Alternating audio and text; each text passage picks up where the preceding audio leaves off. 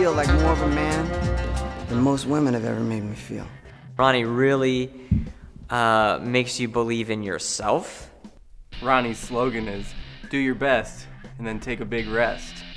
Done.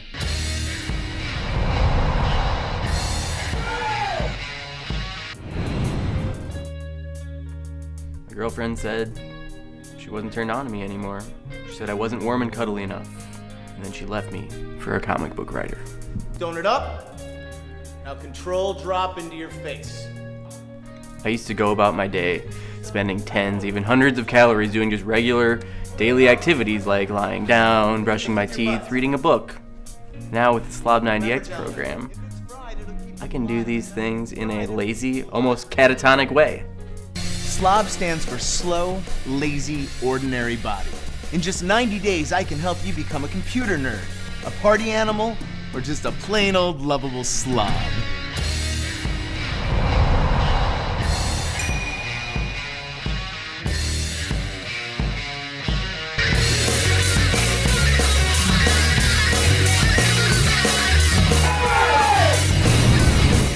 But there's too much crap to explain here now, and I gotta take a nap.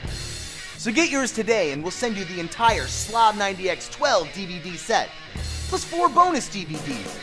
Don't be miserable and muscle-bound. Be a slob now. I did it, and so can you. Couch body.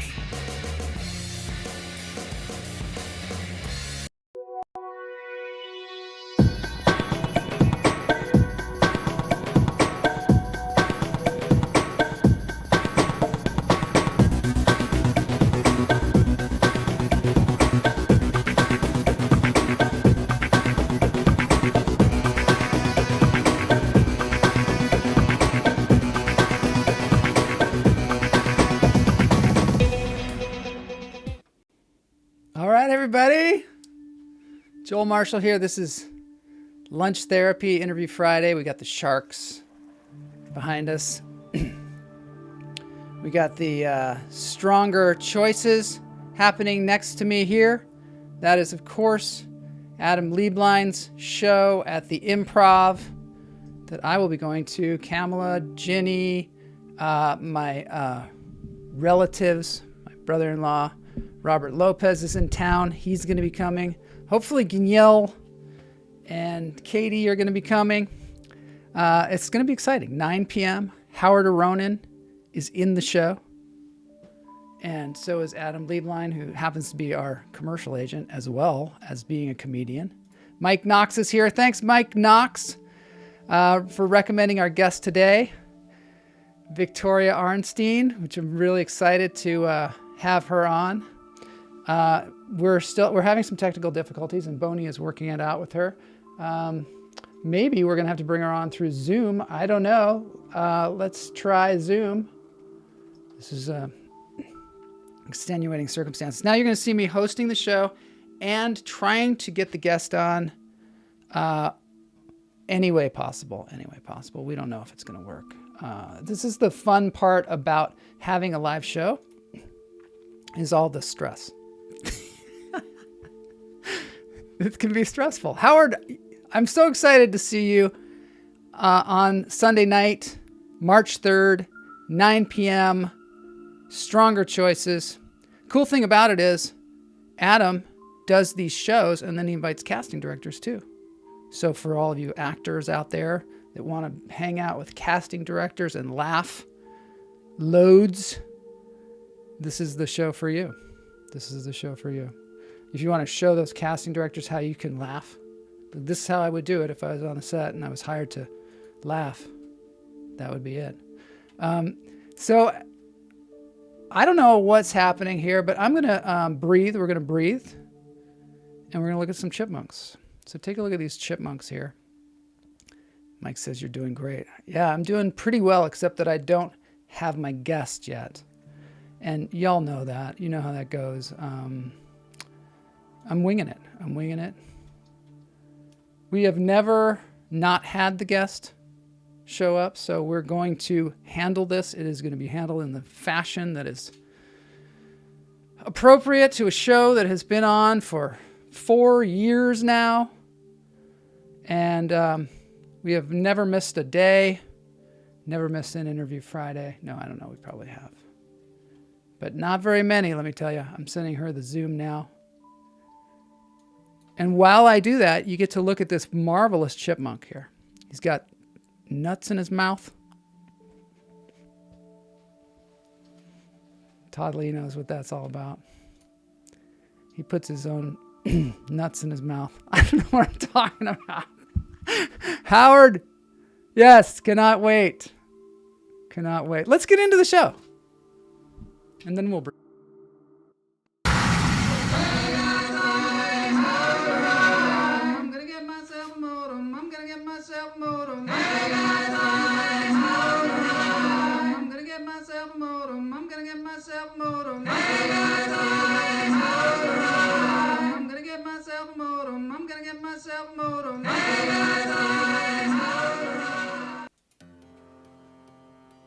Oh, that's cool. Mike Knox is eating sunflower seeds too. Wait a minute. Why is everything so bright?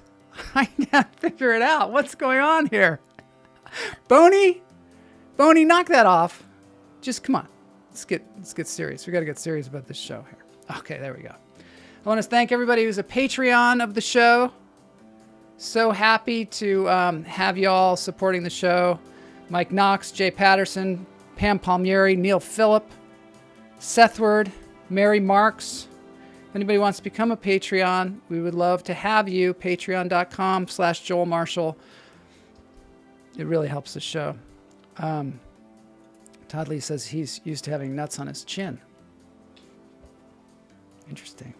Chin nuts. I know that joke. That's a good one, actually. I like that one. Chin nuts. For those of you that don't know that joke, you say, like, what happens when there are nuts on the wall?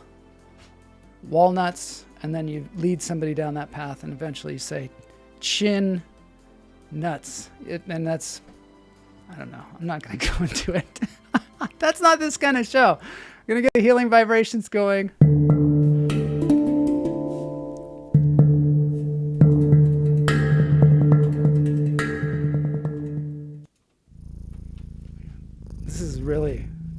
We're really in need of this.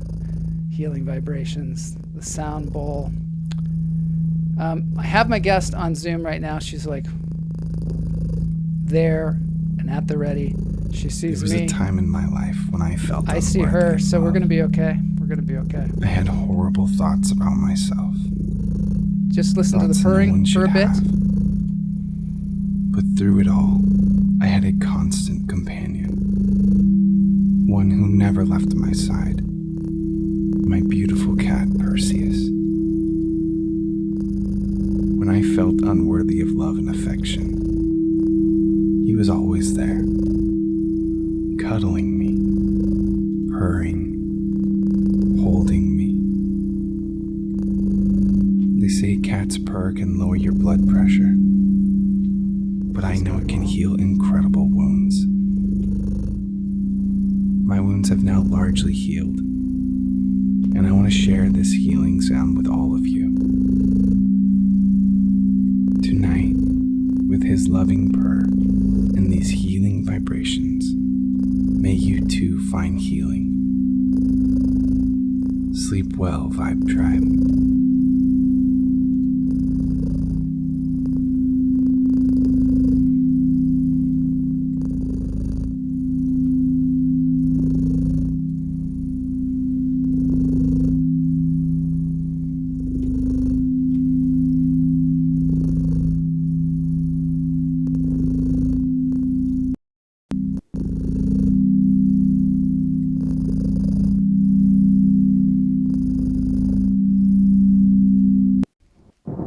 Okay, I think I got it hooked up. I think I got it ready to go.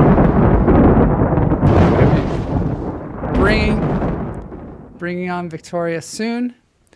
But first, let's see what the chat room has to say. I noticed that Travis talks at the beginning of these now. Yeah, so that was Travis Schumacher for Healing Vibrations.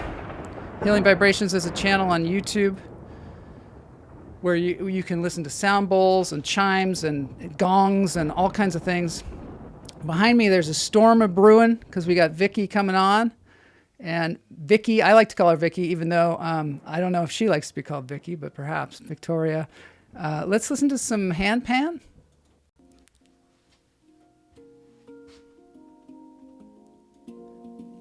So when I bring her on, I'm not sure if I'm going to be able to hear her or if she's going to hear me. So we're going to have to do that thing where we're like, do you hear me? I hear you. And also the chat room is going to help me figure out whether you can hear her as well. Am I up at Big Bear? Yeah, I was up at Big Bear for a moment there. And we're going to be going to New York City because that's where Victoria is. This is Cosma. He is a hand pan player extraordinaire. And we're just doing this because we just need a little bit of relaxation. This is the therapy part of the show. And now everybody's going to breathe because it calms the nervous system. In through the nose, out through the toes. Hold it. Let it go.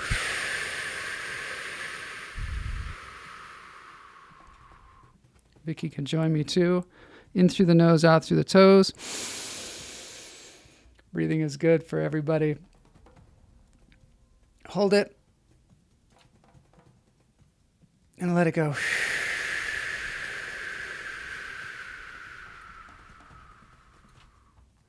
Thanks, Mike. I appreciate that. You're here for me. Matt says, I feel like Cosma appeared in an episode of Space 1999. We're going to have to delve further into Space 1999 because Matt is obsessed with it, clearly. You will be obsessed with this comedian, Victoria, that I'm bringing on. She started performing stand-up comedy at clubs in New York City, the Gotham Club, the Broadway Comedy Club, Greenwich Village, Dangerfields. And then after starting her career in comedy, she moved her whole family to Hawaii. And so she thought she had left her comedy career behind, but it turns out they have comedy in Hawaii as well. I know because I have been to the Magic Club there in Maui, and that guy is one of the funniest people. I forget what that place is called. I think it's called Annabelle's. Burned down in the fire. Now I'm going off on a tangent. Yo. Daniela's here. So anyway, they lived there for 3 years, and then she came back to New York City. She's been doing stand-up comedy there for years. She does 4 open mics. She has 4 open mics at the Broadway Comedy Club. Well, I'm going to have to ask her the details of this. And she's a hilarious comedian. So hopefully everything's going to go well. And we're going to get her on the screen. Right now, it's Interview Friday.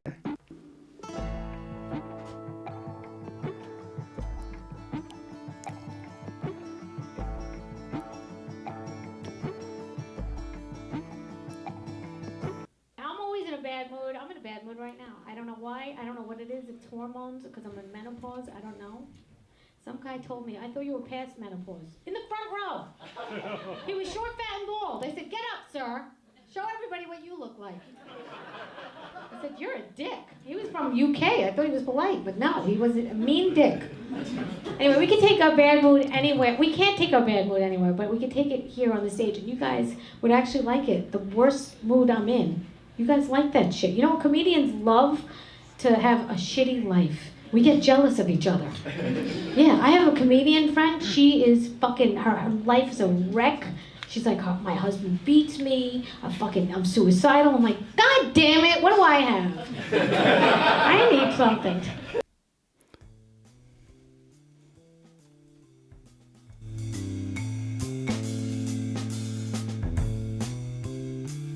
Here we go. Okay. Hello, can we hear you? I don't know, can we? No, can't hear you yet. We're going to figure it out, though. Oh, okay. She's going to do the phone. Well, maybe. Let's take a look. Let's see what happens. I think we're having some mic problems on the other end. Mama J says it's going to be epic. It is going to be epic. I'm going to play another clip of Victoria here so we don't just watch her on her phone. A millennial came up to me after the show once and she goes, "Don't you want to work and make your own money?" I said, "No, I want my husband to work and make my own money." She goes, "Don't you want to contribute to the world?"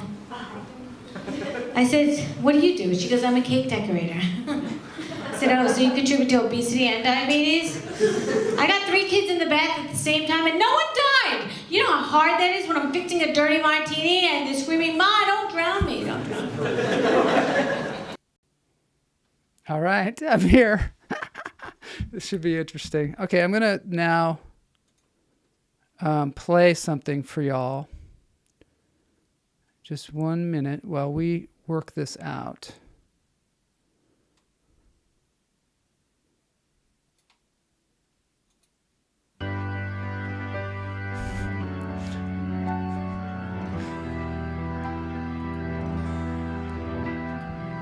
Little free bird for you.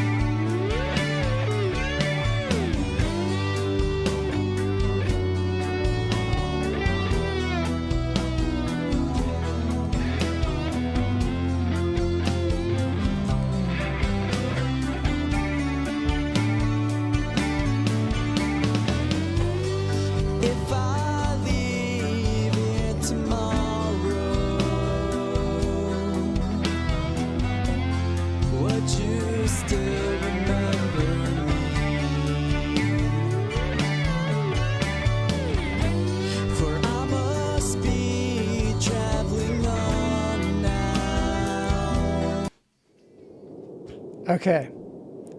The decision has been made. I'm going to bring Victoria on another time. And we're just going to have to wing the show today, solo. And I hope you're all still with me here. Really a bummer that we can't get her on today. Next time we'll have to do a pre-tech run. So now, what do we do? I'm going to show you one more clip of Vicky. I like to call her Vicky. I don't know. Does anybody call her Vicky?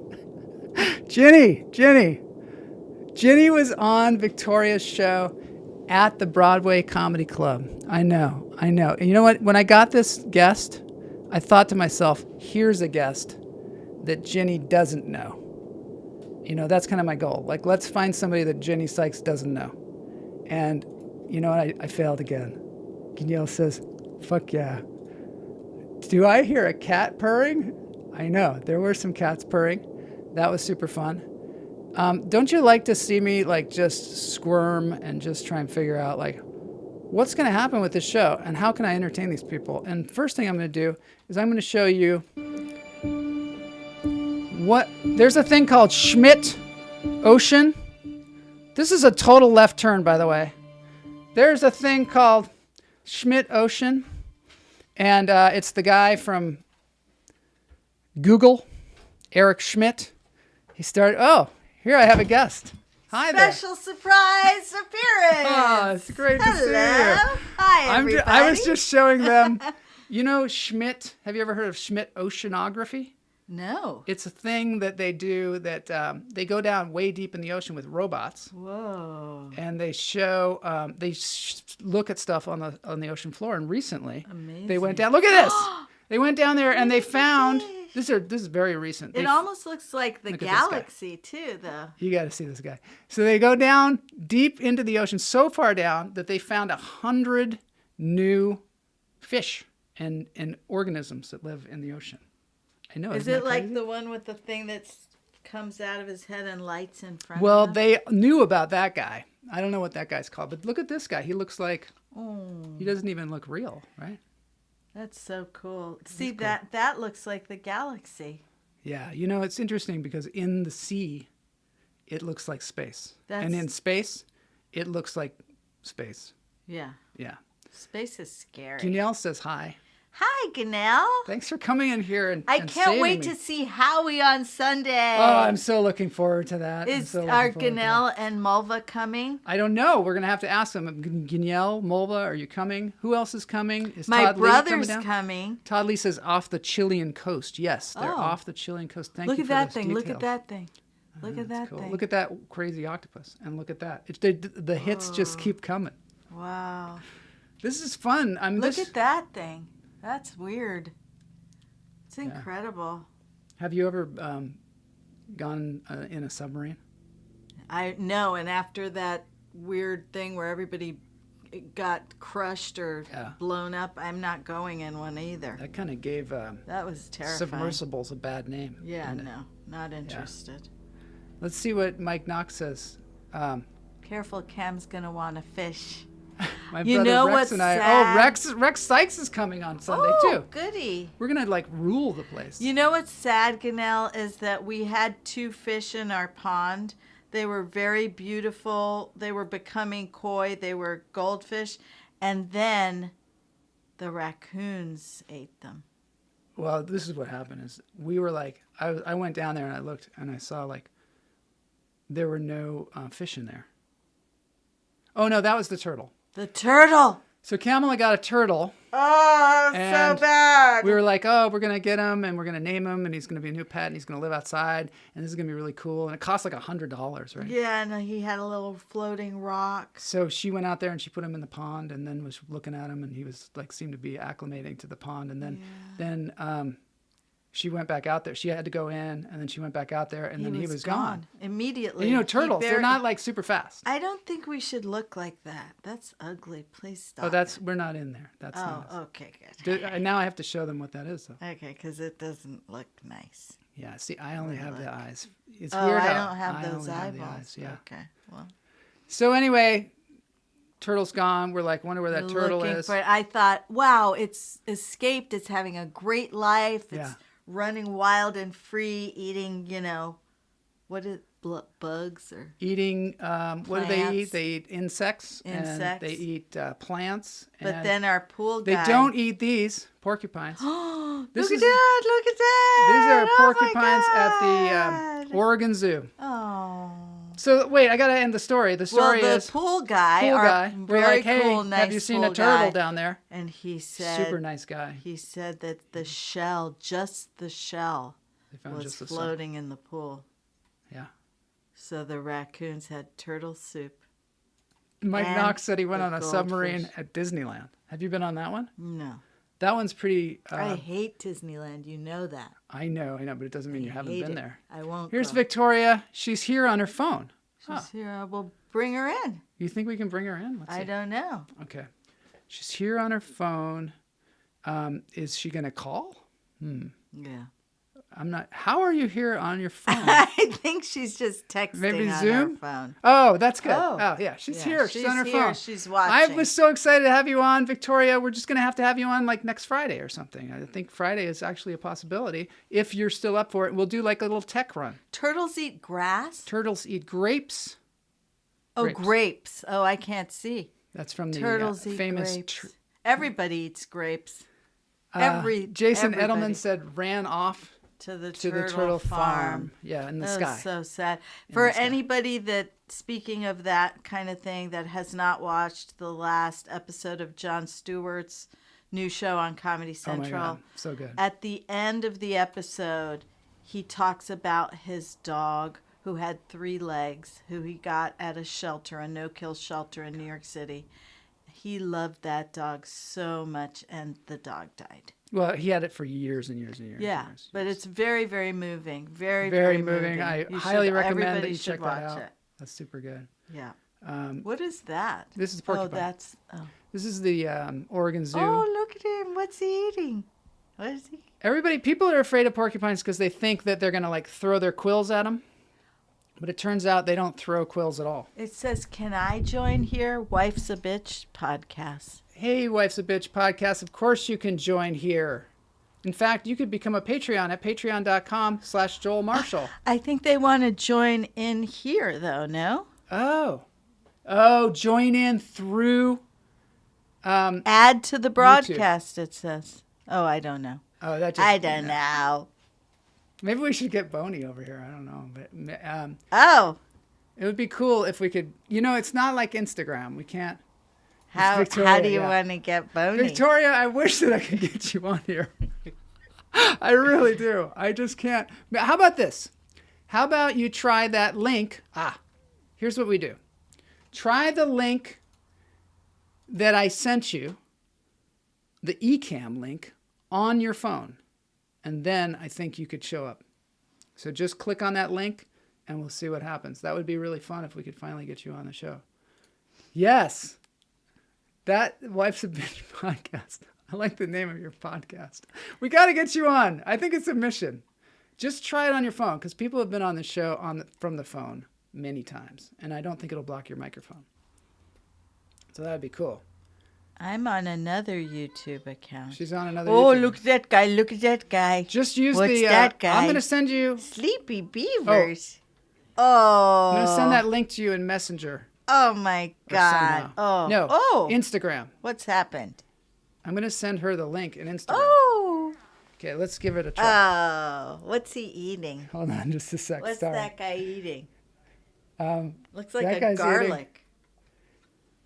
Hold on. Okay. Host the show for a while. I'll take over because Sleepy Beavers. Oh my God, now there's a sound bath. Yeah, take a little sound bath here. But I can't hear it. Oh, yeah. Is it happening? Don't make a problem. Oh. Is it? Act like you can hear it. Can they hear it? Oh my God, here she is.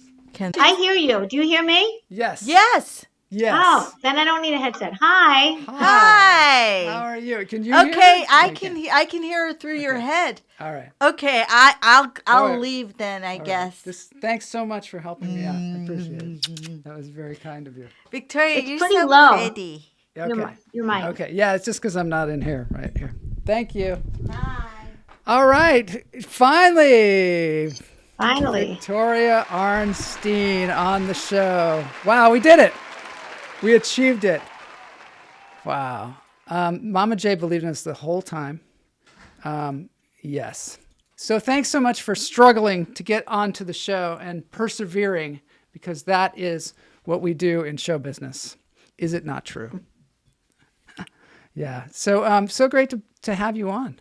Was my I don't know if you heard that intro that I did where I said you moved to Hawaii after you started I was being in a Hawaii comedian? for 7 years, not 3. 7 years. Okay. And what made you move? And you've always been a New Yorker. You're a very New York kind of person. What made you move to Hawaii?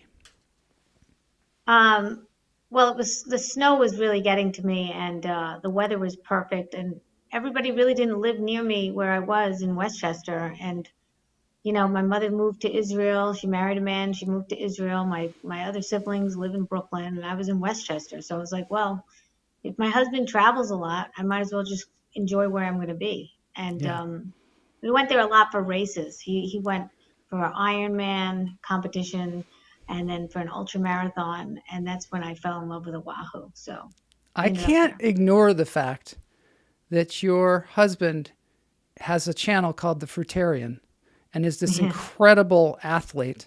I think we're just going to have to adventure into that. I don't want to veer off too far, but you got to explain this to me. I watched this video, and he is like an ultra marathoner. Yeah, we both are. Yeah, that's what I heard. And I watched this, heard the story about how you introduced him to being a fruitarian. Is that right? Yes, I gave him that book, The 80-10-10 Diet. And what is that? What's the 80-10-10 diet? It's 80% carbs, which in this case, fruit, 10% fat, 10% protein. Wow. And he did it for 8 years, raw vegan. He's not raw vegan 100% now, but he was. Wow. Was and me this is driving him. past him. That's you driving. And is that him running to work? Yeah, 15 miles there and 15 miles back home. Oh my gosh. That's incredible. That is incredible. I And then just went one way. I just went one way, and I had no running background, but I was like, oh, maybe I could do this, and I ended up winning a 100K race, which is 62 miles in Vermont, on the mountains of Vermont. wow, And that's then I became incredible. top 10 in the nationals in 50 miles. Really? Did you have a really strong fitness regimen, or do you attribute this also to the diet? What do you think made you like a It was superhuman? both. Yeah. It was both. I mean, I was very motivated to run. Whenever I saw him run, I was like, oh, I should start running. And that's when it started for me. And I became an endurance athlete without knowing it. When I moved to Hawaii, I would swim in the ocean with a high risk of sharks, tiger sharks. Mhm. In fact, there was an attack there 2 years in. And I still went back in. And it was just like this reward of just swimming to another island, which was a mile away, and then a mile back. And it was like heaven to me. But everybody said not to do it, and I did it anyway. And I don't know why. And now that I'm back in New York, I'm like, what was I thinking? Oh my God. Todd Thousands of times. Todd says, congrats. What are you running from? Are you running from anything? Yeah, we always say that. Do you? We always say that. Yeah, no, he always had endurance. He's climbing Mount Everest this year. It's one Really? of his goals. He's climbing Yeah. Mount Everest? Yeah. in Aren't you April. worried? Are you worried? Yes, but there's nothing I can do. He does it. He does Mount Washington in midwinter on his birthday weekend every single year. And I mean, not every single year, but there were times where we didn't have cell phone service up there. I had to look at the obituaries to see if he was alive. Wow. I love the fact that he just stops and eats some random berries from some tree. How did you find me exactly? I'm wondering. Mike Knox, a comedian here in Los Angeles, said that he thought you would be great on the show. And then I looked into you and was like, oh, she does seem like she'd be great on the show. So That's very nice. Yeah. He's very nice. I met him through Barry Katz. Oh, yes. Barry Katz also has been on the show. The Marvelous Blueprint. guy. Yeah, I love Barry Katz. Who I'm talking to after this, actually. Are you? Yeah, he's fantastic. He's for those of you that don't know, we have an interview with Barry Katz if you Google it, and he is a manager and a producer of comedians, well, mainly a producer of comedy shows, and has a prolific career, and now is like doing this blueprint for success, which is to help comedians manage the business part of I their. highly recommend it for comedians and actors and writers. He's excellent. He's like fantastic. a savant in some ways. He really is. He knows his stuff. Yeah. So, and he helped people like Dave Chappelle and lots of people along the line. He knows all. I mean, he was his manager. He was his first manager. Yeah. So he also knows people he discovers throughout. talent. Yeah. Yeah, he's really great at discovering talent. He's fantastic. Yeah.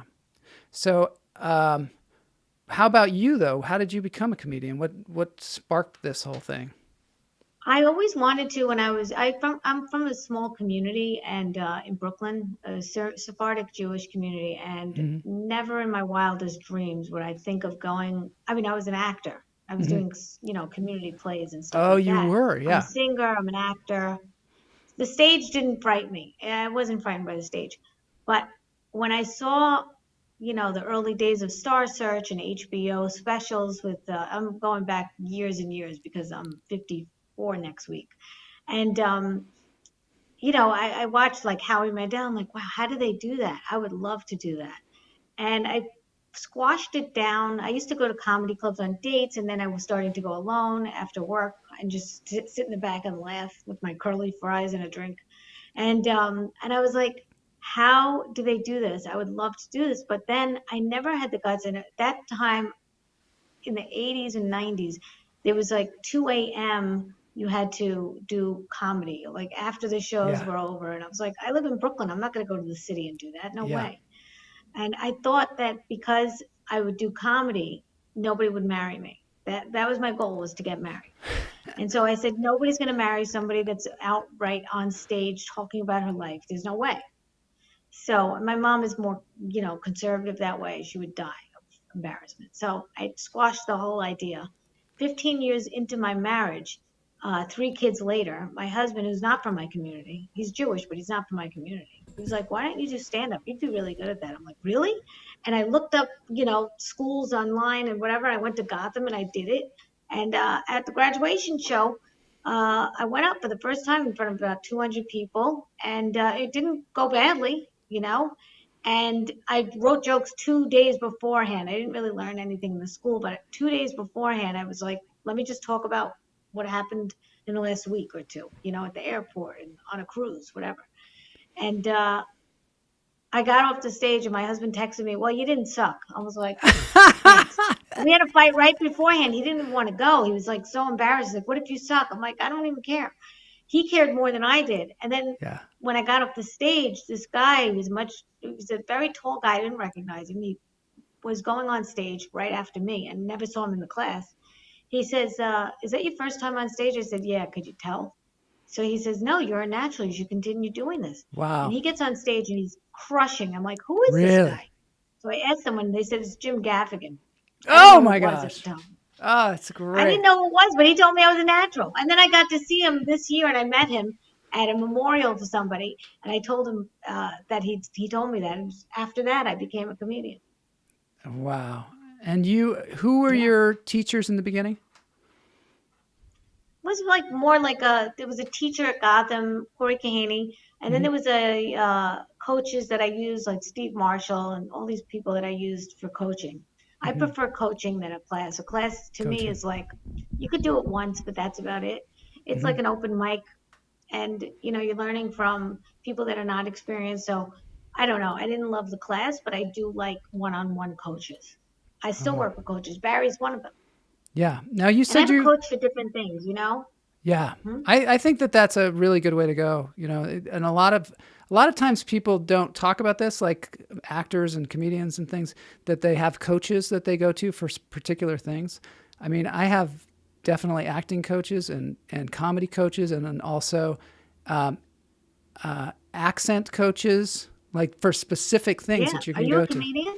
Yeah, I'm a comedian and an actor. So I'm also both of those. yeah, I didn't realize you were an prefer actor too. That's comedy. interesting. Yeah.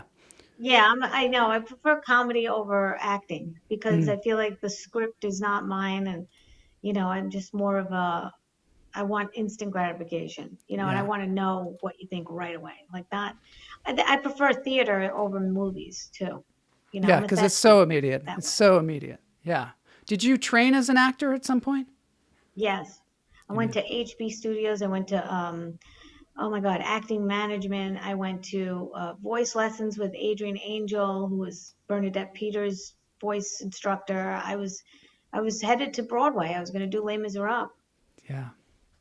Well, interesting. Now, Ginny Sykes wants me to tell you that she really enjoyed doing your show at the Broadway Comedy Club. Aw, Do thank you you. do you produce a lot of shows there? How do you? Yeah, not at Broadway anymore. I'm going to be at Rodney's, and I'm going to be at Yonkers Comedy Club. I switched it up. Oh, cool. So, how many shows do you produce a show a month, or how often do you do it? Every week? 2 a month, 2 a month. bi-monthly. Yeah. Nice. And in 2 different places. Sometimes 3. Sometimes actually 3 now. I'm up to 3 now. And do you Yeah. consider I've got your? some spots open if anybody's interested. Oh man, I wish I could get to New York and do that. That would be fun. You said that you were recently at a memorial. We had to cancel like a few weeks ago. Was that The one of owner your? of Broadway Comedy Club, Al Martin, he was a good friend of mine, and they asked me to speak when I got there. Oh, you have the picture of him? Boney He's was so ready. prepared. My assistant Boney. He's very prepared. He's very prepared. But yeah, so he ran the Broadway Comedy Club for many years, or did he found it? Yeah, he was the owner of it, and he was the mastermind, you know, of the whole thing. Wow. And he was a good friend of mine too. Above all, he was a friend. And he's not there anymore, so I'm not going to be there. And you know, it's run by different people that, Oh. for whatever reason, he's not there. So I you know, I'm going to be at different places now. And do you mainly like to stay in New York? I know you talk about you had a world tour. Yeah, I but- think New York is hardy. I do have really good shows in other places when I go to other places. Like Yeah. I was in Connecticut recently. I was featuring for Sherrod Small. I don't know if you know him. He had me feature for him on many shows, and this one happened to be in Connecticut. in Hartford at Brouhaha. It's called. It's Steam City. Cool. Anyway, it was a good crowd. I think that I need to get out of New York, but the Yeah, travel sometimes it's is, good, right? But traveling's hard. You've got yeah, 3 it's good. kids. You get longer sets. You get. Yeah. It's different from the showcases of the competition in New York. New York, you have to have more showcases than headliner and host and middle. It's much harder. Yeah. But I like Bananas Comedy Club in New Jersey. That has a middle, a beginning, and an end. Like there's no showcase for that. So you get more time. Do you think that you'll do acting as well, like in the future? Do you look to do that? I mean, anything's possible. I'm starting a podcast called Wife's a Bitch. Oh yeah, we saw that in the chat room. and- That's cool. Yeah. Yeah, I didn't realize my son put that, put it on my computer. I'm like, oh, I guess I'm on this YouTube channel. So I'm going to do that, and it's going to be about relationships. Yeah. I wrote a book. Actually, I have it right here. I wrote a book called Oh. Impress Yourself. The other way. Wait. Impress Yourself. Tell us about that book. As I saw it, it looks cool. And there was a lot of great reviews on Yeah, so Amazon about it. basically, I've been married for 25 years.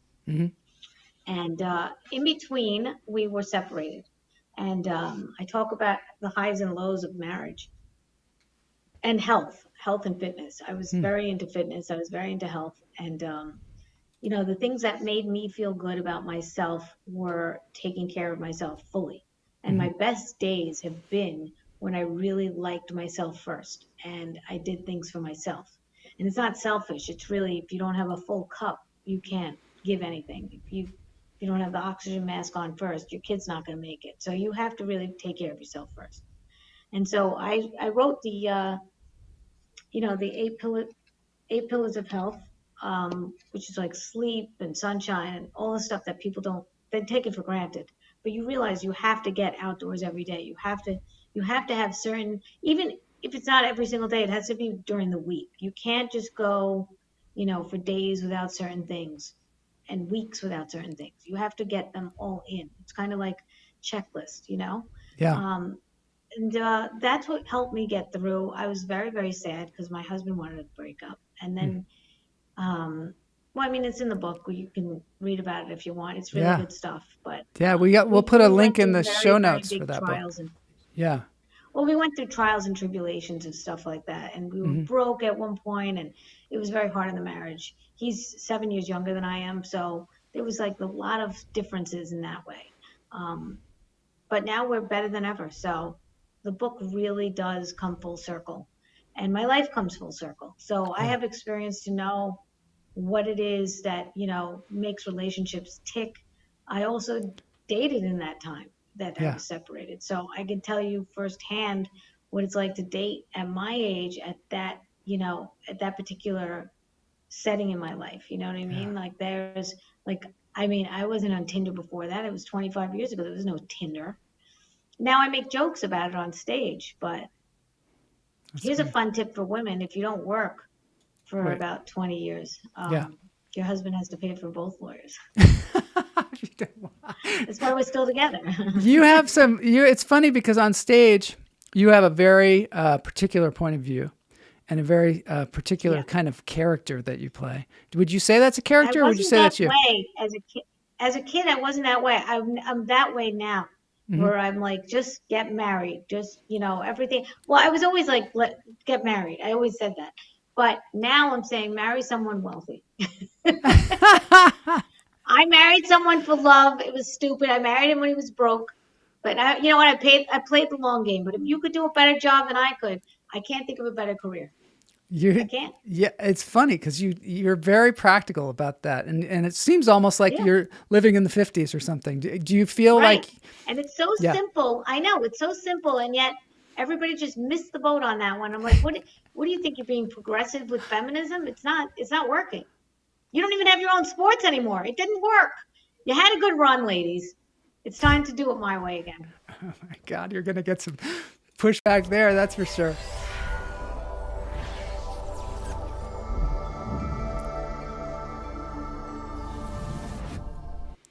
So how do you work on your comedy? Do you work on it very deliberately, or is it something that it comes to you? Yes. Yeah. Yes. Well, I mean, anything could inspire me. I could just be walking outside and see a bus on an advertisement on a bus, and I'm like, like just now I saw something that said tea around the city or something like that. You're moving tea party, and you're on a double decker bus, and I'm like, I can't think of a worse place to have hot tea with traffic going back and forth and stopping back and forth in New York City traffic. I can't Yeah. think of a worse place to have tea. And the poor waitress that has to serve it. Yeah. So, I mean, that's just an idea, a premise that I just came up with today, just because I saw it on the bus. I saw the bus. That's it. That was all it took. Or if I'm watching someone tell a joke, I'll take another spin on it. If someone's talking about porn, they're in their spin, right? Yeah. Mine is my kids. I'm a good mother. I have to place it in certain areas in my set too. Yeah. That's my biggest challenge. What am I taking out? What am I putting in? Because I write a new joke almost every day. It starts in my head, then it goes on Twitter sometimes, and then I put it on a story. I copy and paste it, then I put it in a meme, then I put it in a TikTok video or an Instagram story video, and then I take it to the stage. Wow. So it's a whole metamorphosis process. But I made a joke the other day that I saw somebody talking about porn, and I was like, I'm a good mother. My kids never watch porn. They're fully grown. They've never watched a day of porn in their life. And the reason I know is because I told them back in the day I was a porn star. And they don't come across that video ever. But my husband keeps trying to look for that video. I'm kidding. He doesn't watch porn. He doesn't. Yeah, I told him his mother was a porn star too. That's hilarious. Do you That's that joke. You know what I mean? So it's like I write things according to like the premise, and then I see where I can go with it. And then if I can add a tag to it, like the second thing was about my husband. I didn't think about the first one. And then I did it on the next show. I did it with the tag. So to me, a good tag is better than any punchline. And do you find those tags sometimes in the performance? Or are you very word for word about what you do? Yeah, sometimes I do. Sometimes I'll write on stage. I should write on stage more, because that's a true comedian. Somebody that writes on stage, somebody who would really give it on stage. My friend Sharad, he was mentoring me, who had me feature, he's in it for 30 years. He's Chris Rock's cousin. He knows comedy, and he gave me a note. He's like, you don't talk at the audience, talk with them, talk to them. You know what I mean? Just like get involved and don't worry about the jokes, and they'll find themselves. And I was always a stickler for the jokes and what do I have next. And I used to look at bullet points on the stage, like I would write it down, put it on the back of my phone. And now he's like, no, don't do that. It's a crutch. And he's right. It was a crutch.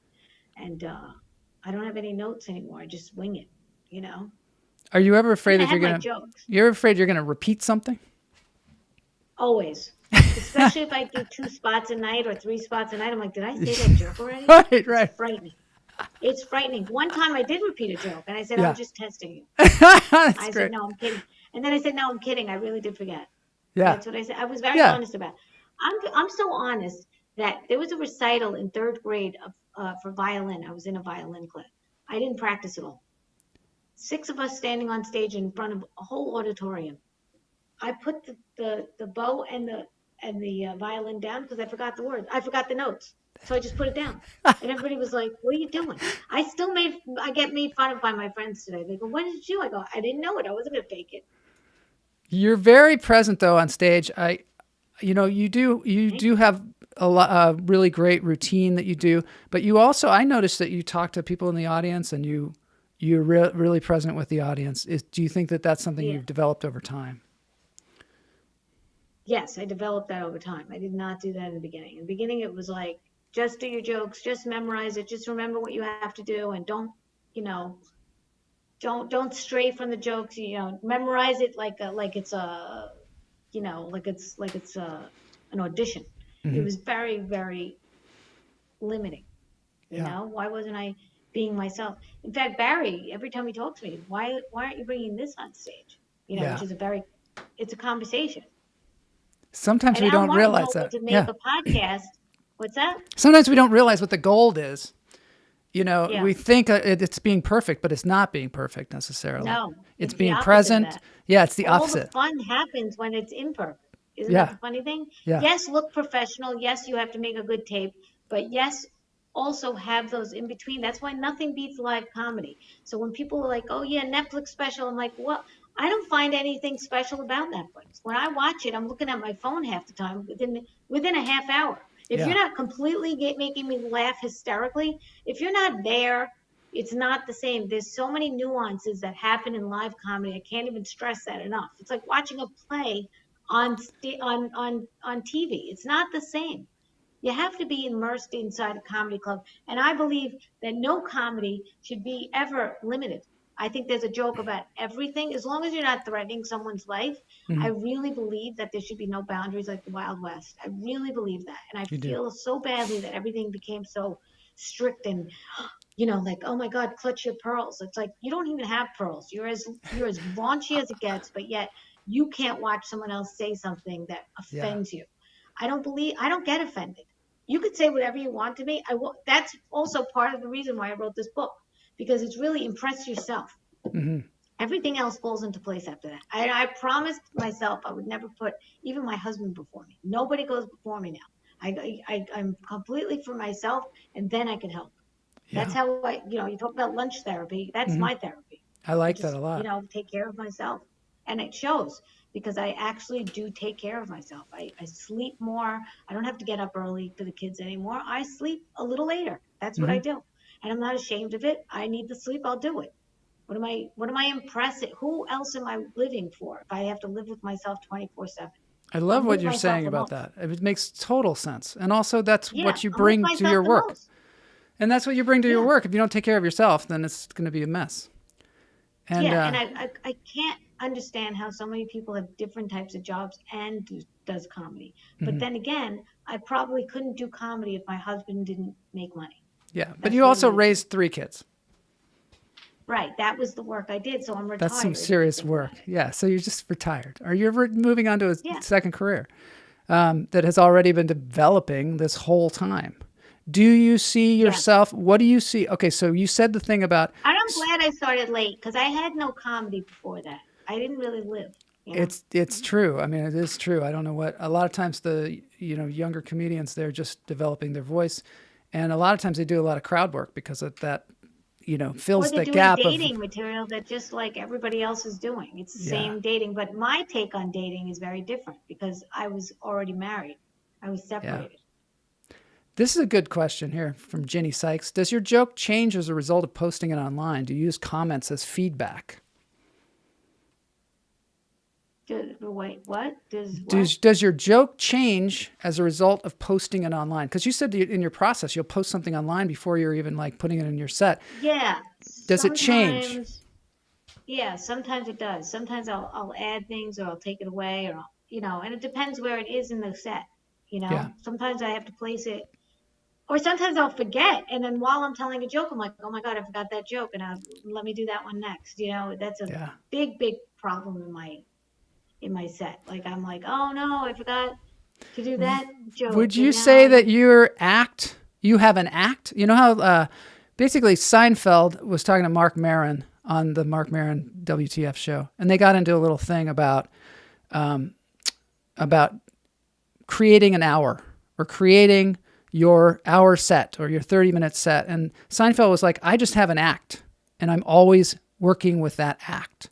And I just do whatever the length of time it is, but I'm always doing essentially the same act. I'm pretty sure that's how he phrased it. Would you consider that you're always working the same act and adding to it, and it could be as large as it could be or as small as it could be, and then you just because adjust it's it to the essence situation? of it's the essence of who I am. So I've been writing these jokes for 12 years now. From some Yeah. of these jokes I'll recycle, or I'll take them out and then I'll put them back in sometimes, or sometimes I'll just get rid of it completely. It depends on the audience also. But I am pretty much the core of my jokes are basically what I go through, what my perspective is in being a wife and a mother. Yeah. And, I don't think that many people are talking about it as much as I would like to see. There's not many Joan Rivers out there. Jewish, kind of like, not liberal. I'm not liberal. I used to be liberal, but I'm not anymore. Now I'm right in the middle. And so I don't really see that. Yeah, you in can identify comedians with a lot anymore, of and people. I miss it. You say in your act I that miss it. you don't want to be famous. You don't want to be famous. Is that just a Yeah, no, I joke, mean, fame or is that fame, real? fame could be a curse. Yeah. Fame could be a curse. World fame is very dangerous to me. I can't be myself I don't want that kind of fame ever. Comedy famous I'll take. If I could be comedy famous, I can get right on stage.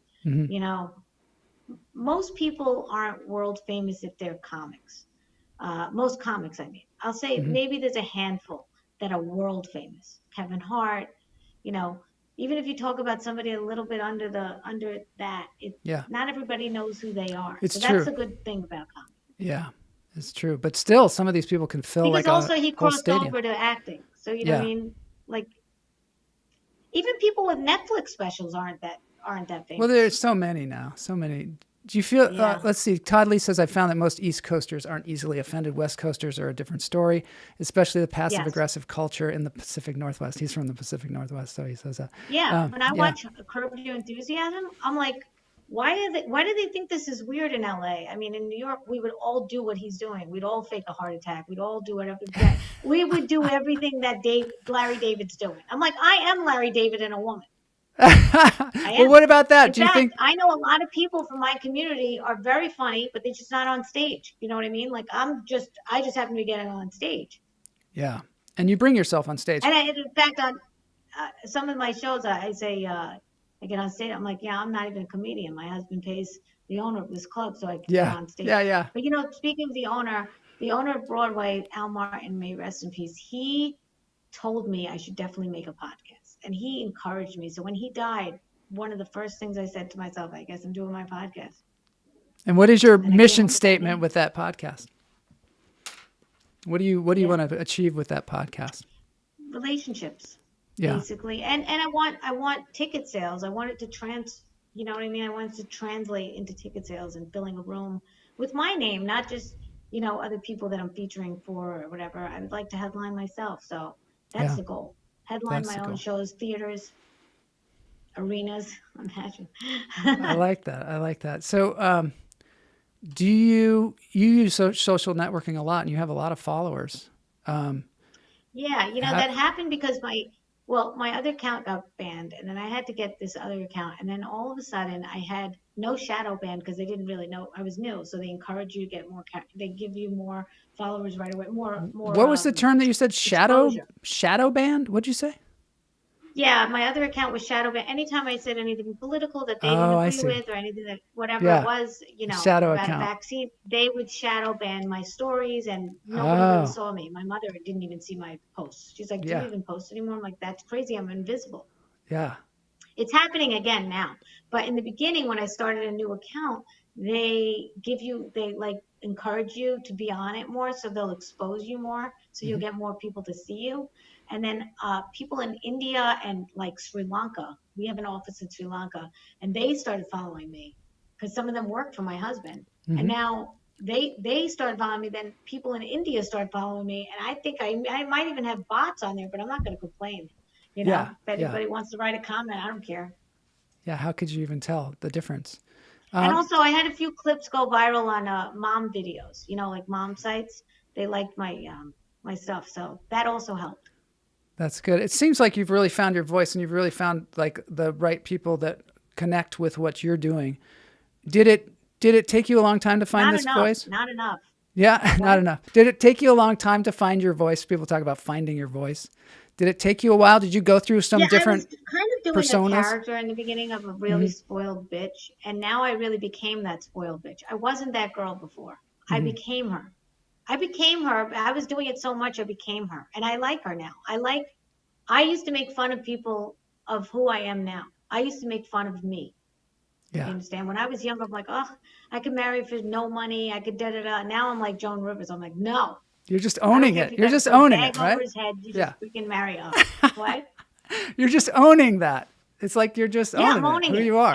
That's exactly right. I'm owning it. because Yeah. I know what the struggle is, and I've been married for 25 years, and I could tell you, if you could do it better than I could, marry someone up, go higher than you are. If it's looks that you want, whatever it is, go higher than what you are. If you're a 5, marry a 10. Try it. That's why personality is very important. I'm not the prettiest woman in the room, but my husband, he's attracted to me, and he also loved my personality.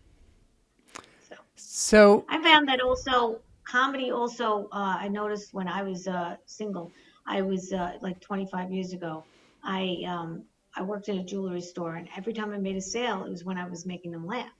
And anytime I watched a speech and I enjoyed it, they made me laugh. And anytime I went to go visit the sick at the hospital, which is what I used to do, I would make them laugh. They would ask for me to come back. So I was making the connection. I'm like, oh, so that's one of the pillars of health, laughter. laughter. So you're saying laughter is actually good for you?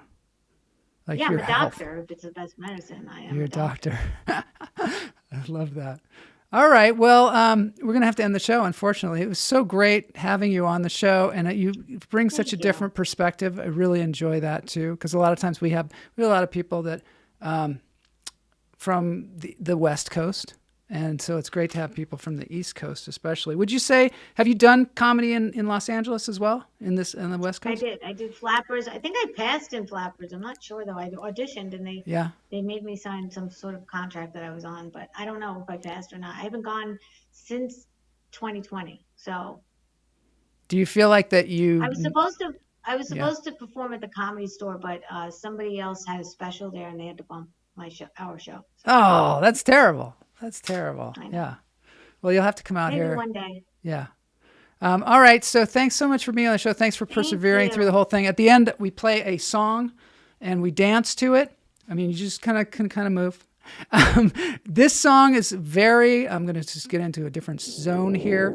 It's a very important song, and this band is just amazing. And if you don't know any dance moves, there will be a dancer in here that you can actually do some of the moves as well. Don't be nervous. It's time for the dance break. Thank you so much for being here. I really appreciate it. And we'll talk soon. Hopefully, maybe I can come out there and do a set at your club someday. Yeah. That would be super fun. Let me know when you come. Like Ginny Sykes did. Love to have you. All right, cool. Thank you.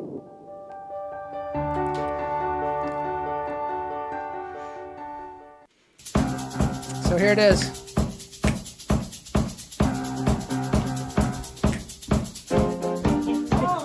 Look at this guy. It's like quite amazing, actually. Do you have any pets? I had a dog. My son has it now. Oh, nice. He's doing aerobics. Yeah, he's like, He's doing aerobics. I don't know who these guys are, but they're great. I like the dog.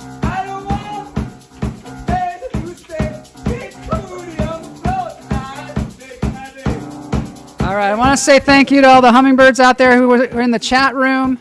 And thanks for persevering with us all to get to the interview of the show.